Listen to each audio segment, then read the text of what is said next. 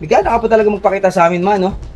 Pagkatapos mo kaming iwan, Baldog, magkulong natin siya. magulang, pagkatapos nung ginawa niya sa atin. Baldog, uminahon ka.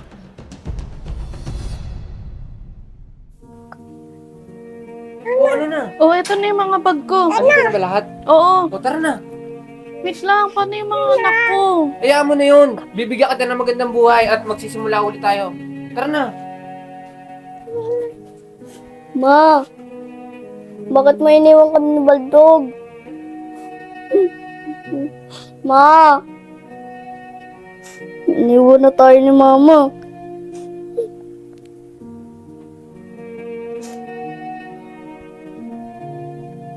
Baldog, kahit wala na si Mama at Papa, aalagaan kita mabuti.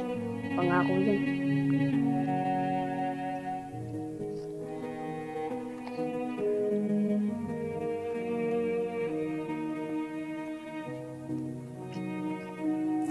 Sigurado matutuwa si Baldog na ito.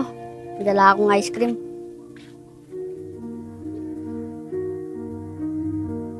Baldog!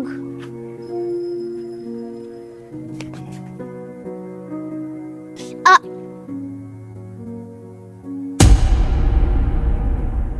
Sigurado, matutuwa si Baldog neto.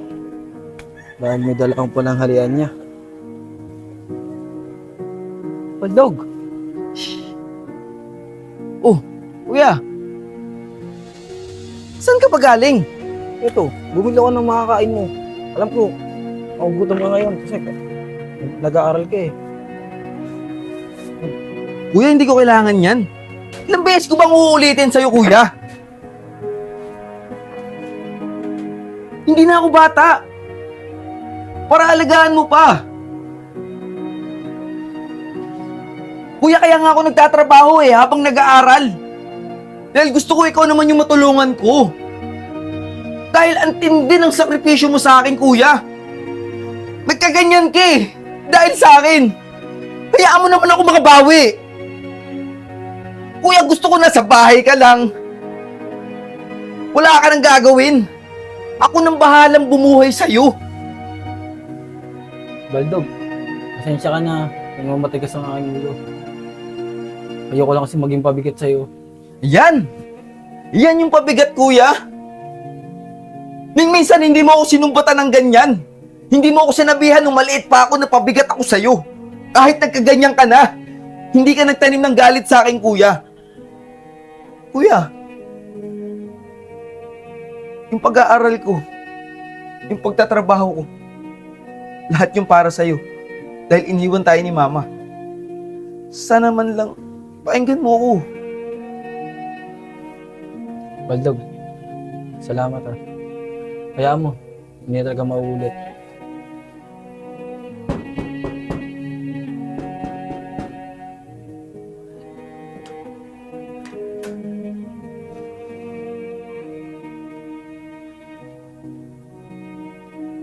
Mga anak.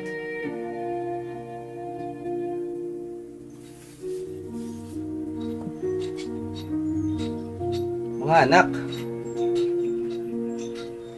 Bigla ka pa talaga magpakita sa amin, ma, no?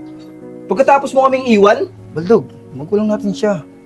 magulang, pagkatapos nung ginawa niya sa atin. Baldog, uminahon ka.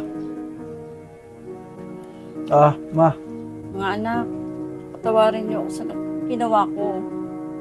Sobrang pinagsisisihan ko na iniwanan ko kayo. Ma.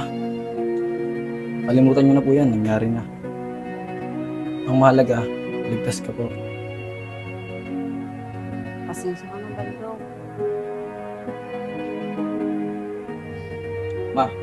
Si kuya nga siya yung pinakamatinding sakripisyo na ginawa sa akin.